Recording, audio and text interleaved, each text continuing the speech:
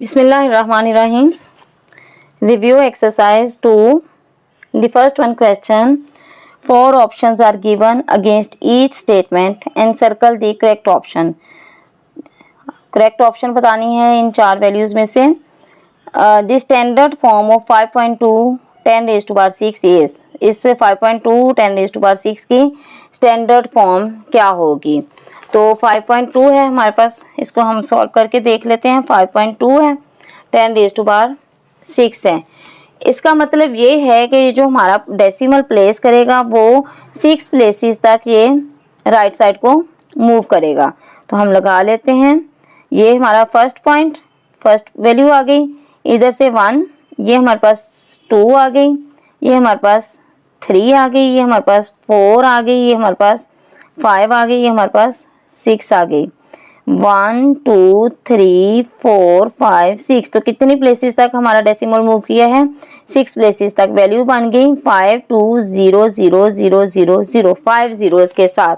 अब हम देखते हैं कि हमारी ऑप्शन में कोई ऐसी वैल्यू है जो इस पे पूरा उतरे. तो हमारे पास यहाँ 3 0 हैं, यहाँ 4 0 हैं, यहाँ पर 5 0 हैं. तो इट मीन्स हमारी सी ऑप्शन जो है वो करेक्ट है. ठीक है. Then scientific notation of 0.00034 is. इसकी साइंटिफिक नोटेशन हमने बतानी है. साइंटिफिक नोटेशन हम बताएंगे 0.0004334 इज. साइंटिफिक नोटेशन में हम क्या करते हैं, हमने अपना डेसिमल लगाना होता है फर्स्ट नॉन जीरो डिजिट के बाद. हमने अपना डेसिमल प्लेस करना होता है फर्स्ट नॉन जीरो डिजिट के बाद. तो फर्स्ट नॉन जीरो डिजिट हमारे पास है 3. 3 के बाद हमने पॉइंट लगाया और 3.4 आ गया हमारे पास. अब हम देखेंगे कि हमारा डेसिमल कितने डिजिट मूव किया है. 1 2 3 एंड 4. कितने डिजिट मूव किया है? 4 डिजिट तक. तो 10⁻4 10⁻4 तो आ गया, लेकिन हमारा जो डेसिमल है वो राइट लेफ्ट से राइट मूव कर रहा है. तो ये नेगेटिव लिखा जाएगा. जब डेसिमल जो है वो लेफ्ट से राइट मूव करेगा तो वो माइनस में लिखा जाएगा. तो हमारे पास देखते हैं कौन सी वैल्यू माइनस में है. 3.4 10⁻⁻4 और ये हमारे पास वैल्यू बन गई. ऑप्शन ये वाली आ गई. Number 3, the base of common logarithm is. तो कॉमन लॉगरिथम की बेस हमारे पास जो होती है वो 10 होती है. लॉगरिथम बेस हमारे पास हमेशा 10 होती है. अगर आप इसको इसकी डेफिनेशन पे चेक कर लें तो the base of a common logarithm is 10. The base of a common logarithm is 10. तो कॉमन लॉगरिथम की बेस हमारे पास 10 है. इसकी ऑप्शन चेक कर लेते हैं. The base of common logarithm is 10. तो ये हमारे पास ऑप्शन आ गई. log 2 to the base 2 raise to power 3. तो इसको हमने सॉल्व करके लिखना है. तो इसको हम कैसे सॉल्व करेंगे? log 2 to the base 2 raise to power 3. अब हमारे पास यहाँ पर पावर लॉ अप्लाई करेंगे. तो पावर लॉ अप्लाई करेंगे तो हम इसके एक्सपोनेंट को log से पहले ले जाएंगे. तो log से पहले लेके एक्सपोनेंट को हम लिखेंगे 3 log 2 टू द बेस 2. तो यह जहाँ पर बेस और उसकी वैल्यू सेम आ जाए, बेस और रिजल्ट सेम आ जाए, तो हमारे पास वो इक्वल टू होता है 1 के. तो 3 × 1 is equal to 3. Let's check the option.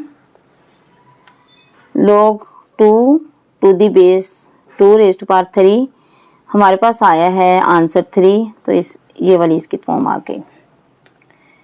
Number 5 part है log 100 is equal to what. Solve कर लेते हैं. log 100 को अगर फैक्टराइज करें तो हमारे पास कैसे होगा? 10 10 100. तो 10 1 10.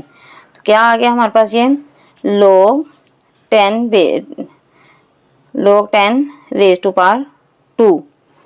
अब यहाँ पर हम पावर लॉ अप्लाई करेंगे. पावर लॉ अप्लाई करेंगे तो एक्सपोनेंट को हम log से पहले ले जाएंगे. 2 log बेस 10 और जिसकी बेस 10 हो उसका पावर भी वही होती है, जो बेस होती है वही पावर होती है. तो जहाँ बेस और पावर सेम आ जाए तो वहाँ हम लगाते हैं 1.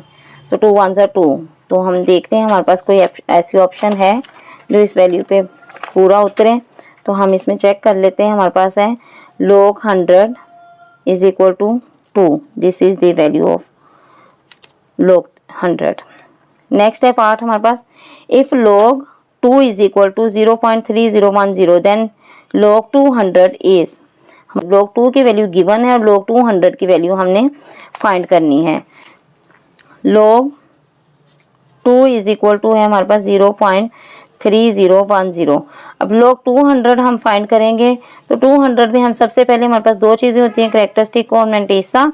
तो मैंटीसा तो इसका वही होगा जो हमारे पास 2 का है। तो हम करेक्टरिस्टिक देख लेते हैं। यहाँ पर डेसिमल है 1 2 3, 3 में से 1 माइनस किया तो हमारे पास आ गया 2 पॉइंट। अब जो लोग हमारे पास 20, यहाँ पर हमारे पास कुछ भी नहीं था तो हमने 20 को 0 में देखा, तो यहाँ पर भी हमारे पास वही वैल्यू बन रही है। 20 को हम 0 में देखेंगे तो जब 20 को 0 में देखेंगे तो 20 हमारे पास सेम आएगा। तो ये हमारे पास बन जाएगा 0 2 पॉइंट प्लस 0.3010। इन दोनों को हम प्लस करेंगे तो हमारे पास आ जाएगा 2.3010। जस्ट करेक्टरिस्टिक का डिफरेंस आएगा। तो यहाँ पर हम वैल्यू देख लेते हैं। यहाँ पर सी पार्ट पे हमारे पास वैल्यू है 2.3010। log 0 is equal to what, तो हम इसको चेक कर लेते हैं। हमारे पास 0 का log कितना होता है, हम देखते हैं। log 0 क्या आएगा, मैथ एरर आ रहा है। इट मीन्स log 0 का log एग्जिस्ट नहीं करता, तो ये ना पॉजिटिव होगा ना नेगेटिव होगा ना ही 0 होगा, ये अनडिफाइंड होगा। तो इस वैल्यू को हम हाईलाइट कर देते हैं। नंबर 8 पार्ट है log 10,000 इज इक्वल टू, आपने वैल्यू को सॉल्व करके बताना है। log 10,000 इज इक्वल टू, हम यहाँ पर लिख लेते हैं log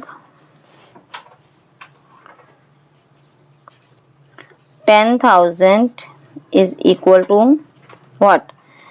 log 10,000 को करेंगे तो इसकी फैक्टराइज कर लेंगे। 10,000 को हम फैक्टराइज करेंगे 10 के साथ। 10 1 जा 10, 1000 आ गया। 10 1 जा 10, 100 आ गया। 10 10 जा 100 एंड 10 1 जा 10, तो ये 10 रेज़ टू पावर 4 आ गया। log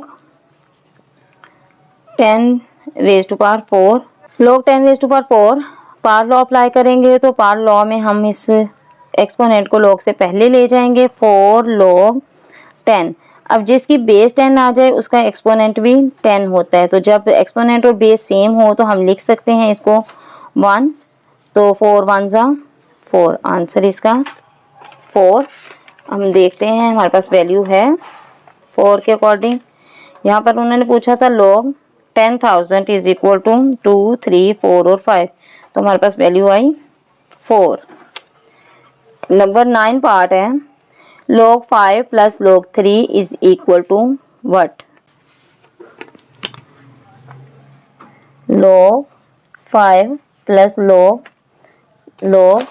3 इज इक्वल टू, हमने ये ब्लैंक फाइंड करनी है। ये दोनों हम यहाँ पर सिंगल log में ले जाएंगे तो हम इस पे प्रोडक्ट लॉ अप्लाई करेंगे। कौन सा लॉ अप्लाई करेंगे, प्रोडक्ट लॉ। प्रोडक्ट लॉ में हम प्लस को मल्टीप्लाई में चेंज कर जाते हैं। तो log 5 मल्टीप्लाई बाय 3, इसको आगे लेके चलें तो log 5 3 जा 15, तो हमारे पास इसका आंसर आ गया log 15। अब हम अपनी वैल्यू देखते हैं क्या ऐसी वैल्यू है हमारे पास।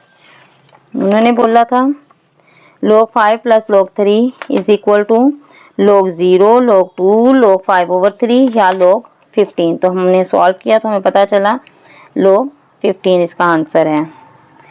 लास्ट वन पार्ट है 3 raise to power 4 is equal to 81, इसको हमने लॉगरिथमिक फॉर्म में लिखना है। 3 raise to power 4 is equal to 81 जी। 3 raise to power 4 is equal to 81, इसको हमने लॉगरिथमिक फॉर्म में लिखना है। तो लॉगरिथमिक फॉर्म में लिखने के लिए हम एक्सपोनेंट को रिजल्ट की जगह ले आते हैं और रिजल्ट को एक्सपोनेंट की जगह ले जाते हैं। 3 raise to power 81 is equal to 4 और साथ हम इसके लिख देंगे log। तो हम देखते हैं हमारे पास कोई ऐसी वैल्यू है, एग्जिस्ट कर रही कोई ऐसी value. 3 raise to power 4 is equal to 81, इसको लॉगरिथमिक फॉर्म में लिखना था। हमारे पास सॉल्व करने के बाद आया log 3 raise to power 81 is equal to 4। This is the answer. Second question है हमारे पास, express the following numbers in scientific notation. हमने सेकेंड पार्ट के सारे वैल्यूज़ को साइंटिफिक नोटेशन में चेंज करना है, तो हम इसको राइट करते हैं। कैसे करेंगे? Question number 2 of review exercise.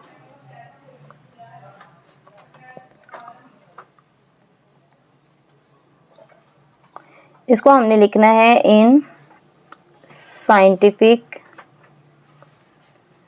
Notation.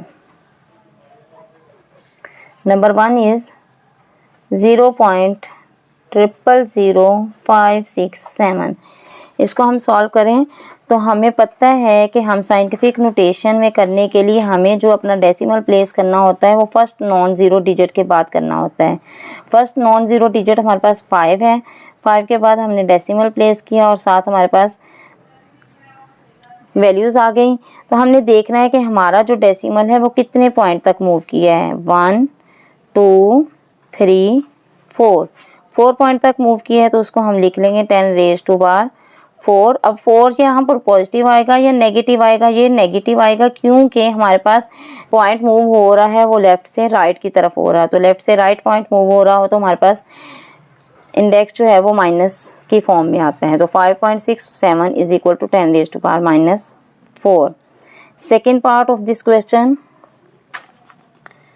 734। यहाँ पर जहाँ पर हमें पॉइंट गिवन नहीं होता तो वहाँ पर हमारा पॉइंट लास्ट वैल्यू के बाद प्लेस कर रहा होता है। तो हम लास्ट वैल्यू से हमने फर्स्ट नॉन ज़ीरो डिजिट के बाद में हमने पॉइंट लेके जाना है, तो वहाँ पर हमारे पास 7.34। अब पॉइंट हमारा कितने प्लेसेस मूव किया है? 1 2। तो 10⁻²। अब यहाँ पॉजिटिव आएगा क्योंकि ये राइट से लेफ़्ट की तरफ मूव किया है। नंबर थर्ड,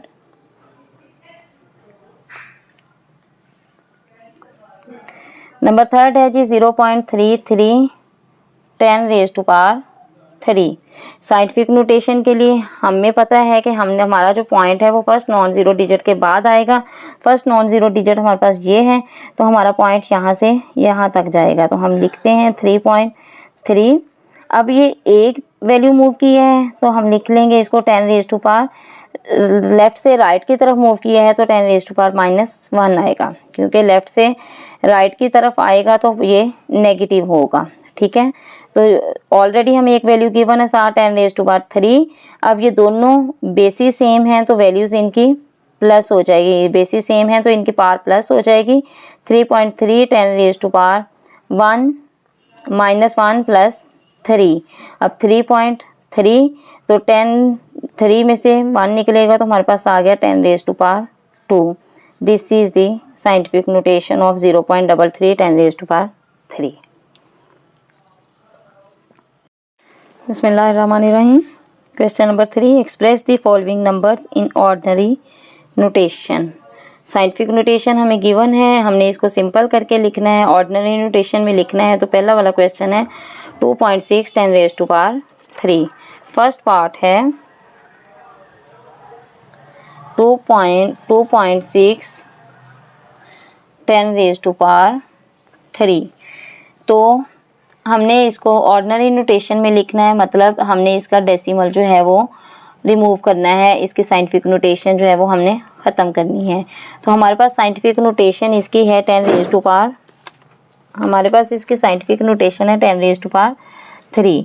तो हम देखेंगे कि हमारे पास ये मज़ीद 3 डिजिट्स तक जो है वो पॉइंट मूव करेगा। 10⁻3 से हमें पता चल रहा है कि जो हमारा डेसिमल है ये मज़ीद 3 डिजिट्स तक मूव करेगा। हम इसको लिख लेते हैं सिंपल डेसिमल के बगैर। तो यहाँ पर हम देखते हैं 1 वैल्यू, ये 1 वैल्यू, ये 2 और ये 3। तो कितनी वैल्यूज़ तक मूव किया? 1 2 3, 1 2 3। तो ये हमारे पास सिंपल जो वैल्यू आ गई वो आ गया 2.2600। ये ऑर्डिनरी नोटेशन आ गई इसकी। इसका सेकंड पार्ट है हमारे पास 8.794 10⁻⁻4।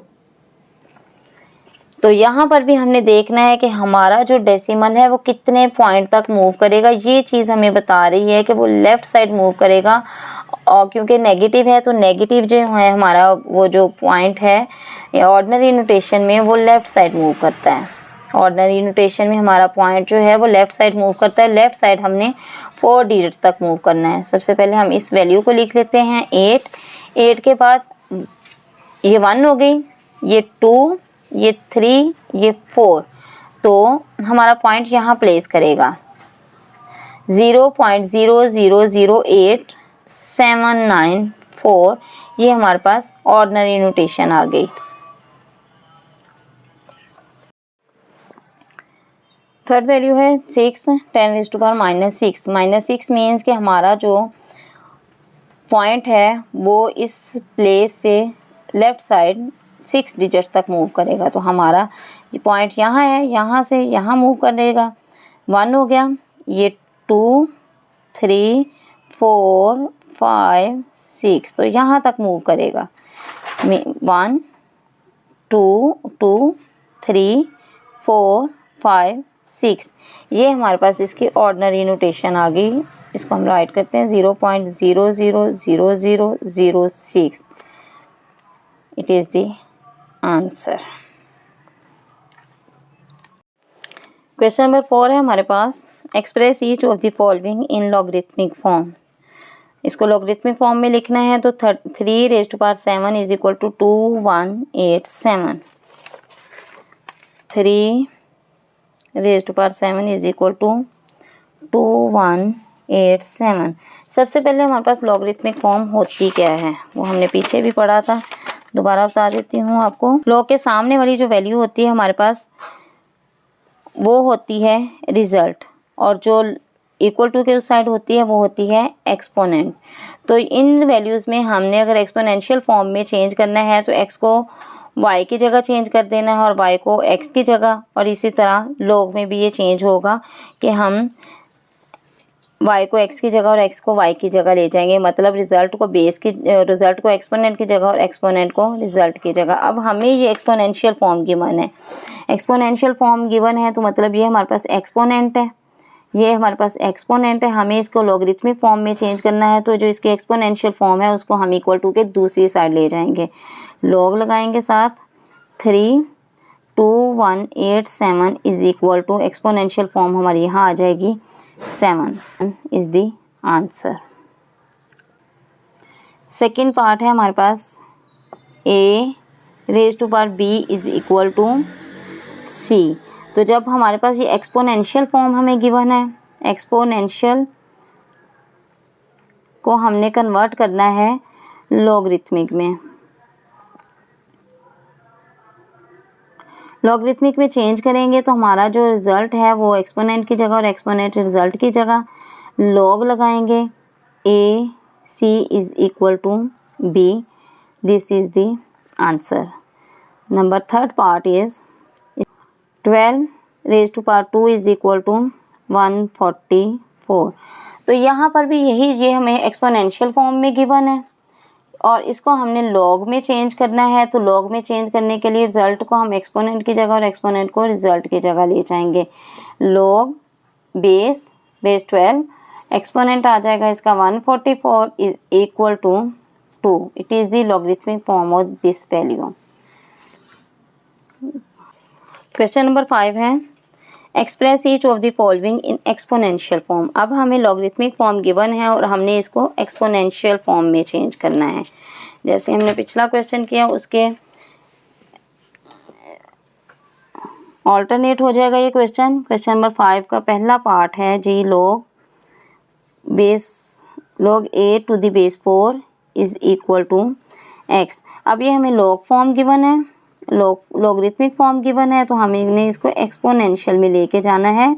तो एक्सपोनेंशियल में लेके जाएंगे तो हमारे पास ये जो एक्सपोनेंट है ये इसकी रिज़ल्ट की जगह और रिज़ल्ट एक्सपोनेंट की जगह आ जाएगा। लॉग हटा देंगे तो 4⁻x is equal to 8। It is the exponential form of this part. Second part है इसका log 9 729 is equal to 3। Same as हमें लॉग फॉर्म गिवन है, हमने इसको लेके चलना है एक्सपोनेंशियल में। ठीक है, तो एक्सपोनेंशियल जो है वो हमारा इधर आ जाएगा और ये जो इसकी रिजल्ट है वो उधर चला जाएगा। तो लोग हटा देंगे तो 9 raise to power 3 is equal to 729। The third part is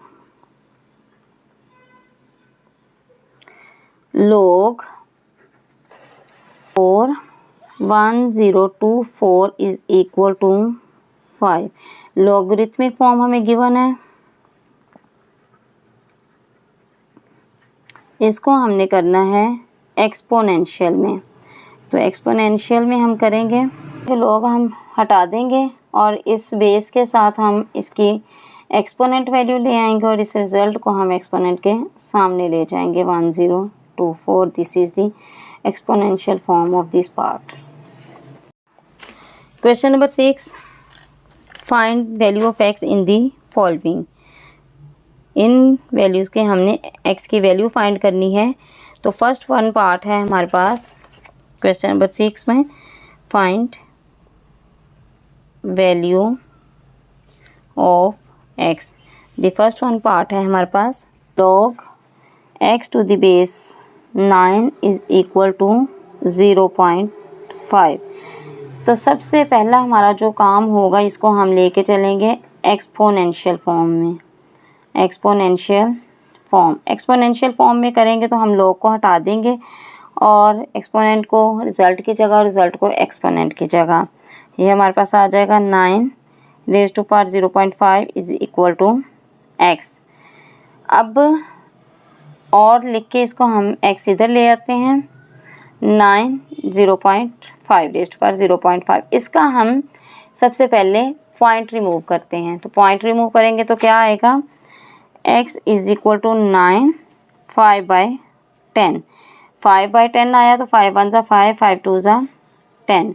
तो हमारे पास आ गया 9 रेज़ टू पावर 1/2। अब 9 की हम फैक्टराइजेशन करते हैं, 3 3 ज़ा 9 एंड 3 1 ज़ा 3, तो 3 रेज़ टू पावर 2। तो x इज इक्वल टू आ जाएगा 3 raise to power 2 multiply by 1/2। 2 2 से कैंसिल हो गया तो x हमारे पास आ गया 3। This is the value of x।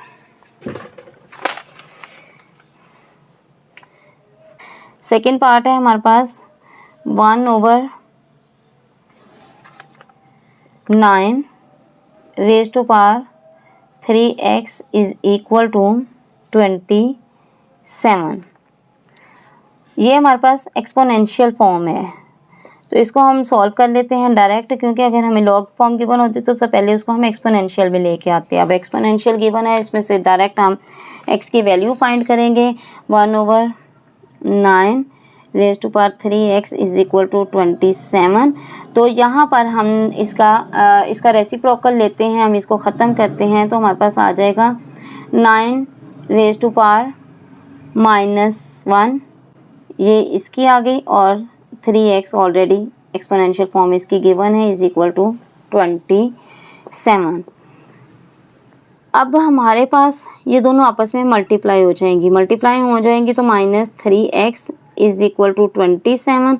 अब हम इसका भी फैक्टराइज करेंगे और इसका भी 27 का फैक्टराइज करेंगे तो 3 9 ज़ा 27, 3 3 ज़ा 9 एंड 3 1 ज़ा 3, 3 रेज़ टू पावर 3 और 9 का ये 2 के साथ आ जाएगा 3 रेज़ टू पावर 2।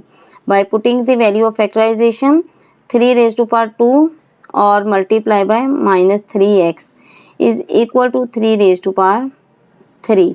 अब ये मल्टीप्लाई हो तो 3 raise to power -6x is equal to 3 raise to power 3। और जब हमारे पास बेस सेम आ जाए तो हमारी जो एक्सपोनेंट है वो एक दूसरे के इक्वल हो जाते हैं। तो -6x इज इक्वल टू 3, इसको करेंगे x इज इक्वल टू 3/6, साथ माइनस आ जाएगा, 3 1 ज़ा 3, 3 2 ज़ा 6, तो x is equal to -1/2 is the value of x। Third part of this question 1/32 raise to power 2x is equal to 64। अब हम फैक्टराइज करेंगे इस 32 को भी और 64 को भी। तो सबसे पहले हम 64 को कर लेते हैं 2 के साथ। 2 3 ज़ा 6, 2 2 ज़ा 4, 2 6 ज़ा 32, 2 16 ज़ा 32, 2 8 ज़ा 6, 2 4 ज़ा 8, 2 2 ज़ा 4 एंड 2 1 ज़ा 2। काउंट करें 1 2 3 4 5 6, 2 रेज़ टू पावर 6 64 के लिहाज से। अगर हम यहाँ से 32 के देखें, 32 से काउंट करें 1 2 3 4 5, तो हमारे पास 32 की 2 रेज़ टू पावर 5 है। अब by putting the value of factorisation, हम इसके फैक्टराइजेशन की वैल्यूज़ पुट करते हैं।